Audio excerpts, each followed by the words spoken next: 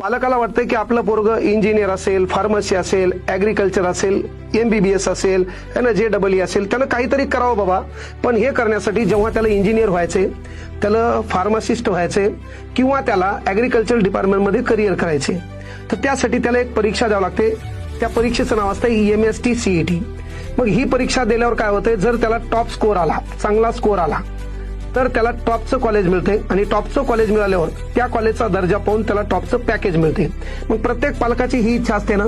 तर मग याला काय होते, फॉर्म भरताना चांगलं कॉलेज कसं मिळावं यासाठी काही लोक ऑनलाईन पद्धतीनं 15-20 हजार रुपये त्यासाठी काय करतात, पैसे घेतात. तर आपण काय केलं, पुण्यातली एक टीम छान पद्धतीनं तुम्हाला या परीक्षेसाठी मार्गदर्शन करेल, गायडन्स करेल आणि ते गायडन्स करेल केवळ 499 रुपयामध्ये.